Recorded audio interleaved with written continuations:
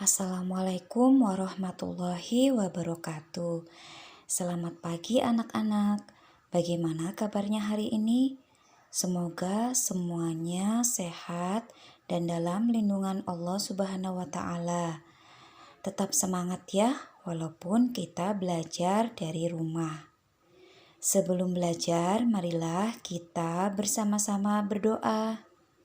Bismillahirrahmanirrahim. Allahumma inni as'aluka rizqan thayyiba wa ilman nafi'a wa amalan mutaqabbala. Amin ya rabbal alamin. Terima kasih sudah berdoa bersama-sama. Tema pembelajaran pada hari ini adalah tema 2, persatuan dalam perbedaan. Subtema 1, rukun dalam perbedaan. Pembelajaran 1. Tujuan pembelajaran hari ini adalah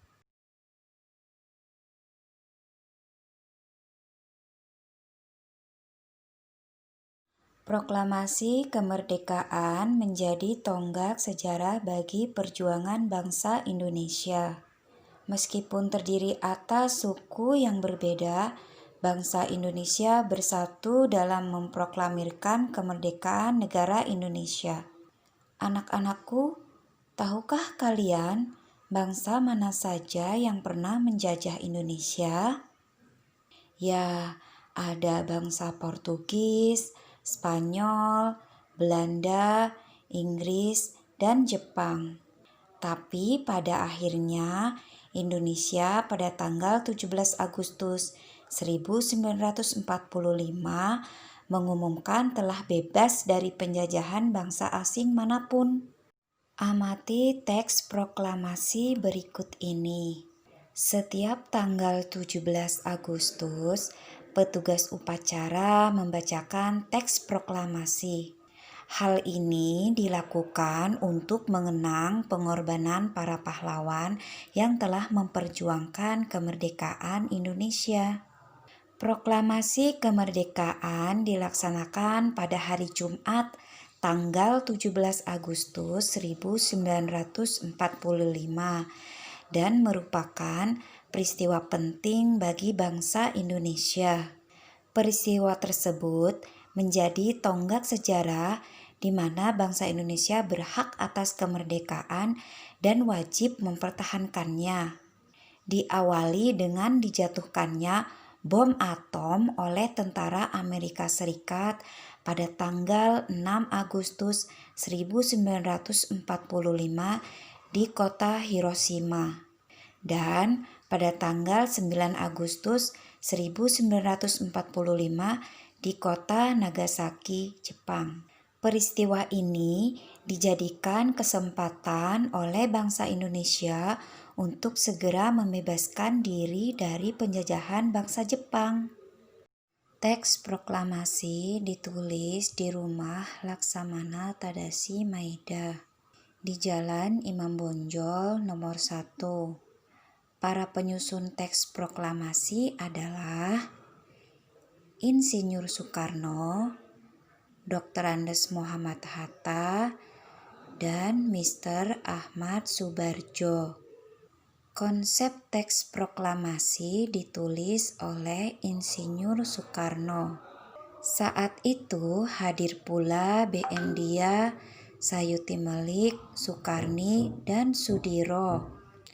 Sukarni mengusulkan agar yang menandatangani teks proklamasi itu adalah Insinyur Soekarno dan Dr. Andes Muhammad Hatta atas nama bangsa Indonesia. Teks proklamasi diketik oleh Sayuti Malik.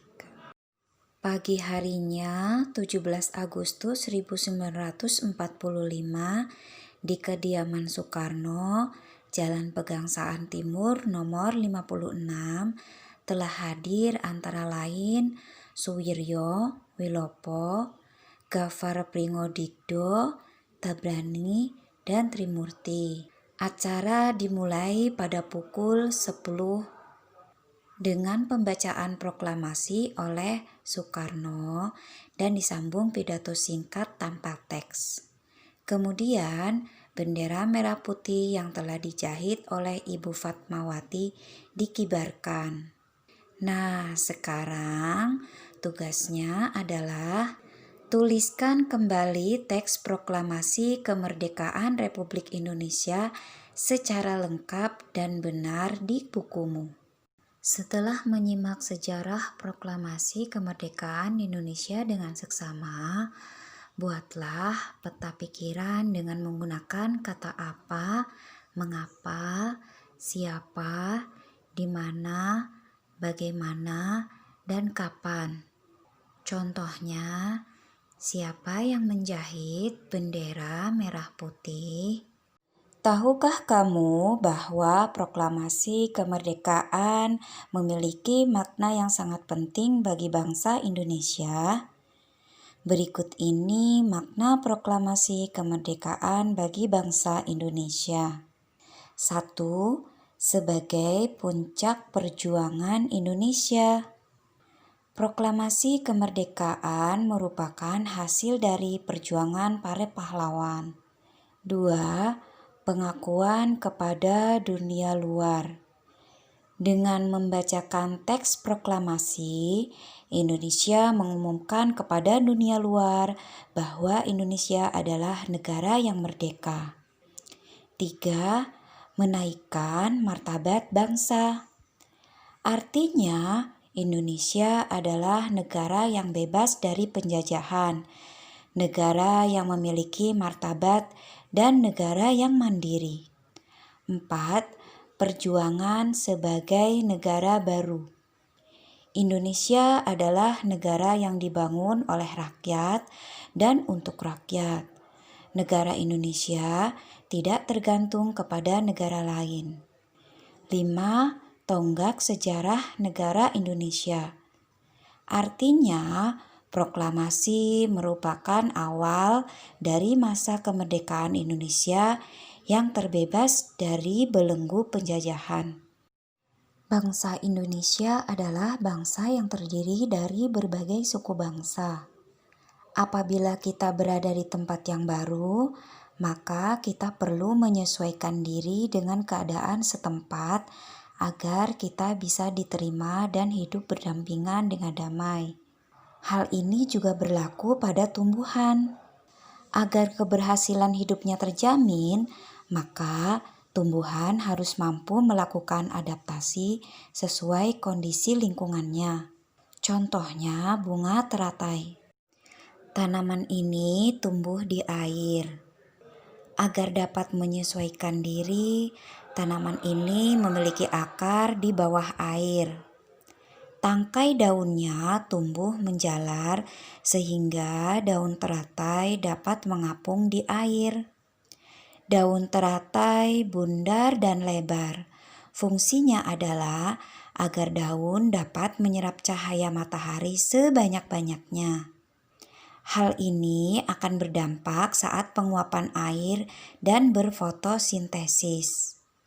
Daun teratai memiliki larutan yang bermanfaat sebagai pembersih daun. Teratai memiliki batang dengan rongga di dalamnya. Rongga ini berfungsi untuk membawa oksigen ke batang dan akar. Meskipun akar berada di dalam air, akar masih tetap dapat bernapas. Itulah adaptasi bunga teratai. Anak-anakku, tahukah kalian pohon bambu? Ternyata pohon bambu digunakan sebagai senjata untuk melawan para penjajah loh. Dengan hanya menggunakan bambu runcing, rakyat Indonesia bisa melawan para penjajah. Nah, coba sekarang temukan fakta tentang tumbuhan bambu meliputi ciri-cirinya. Bagaimana cara beradaptasinya dan habitatnya. Selamat mengerjakan.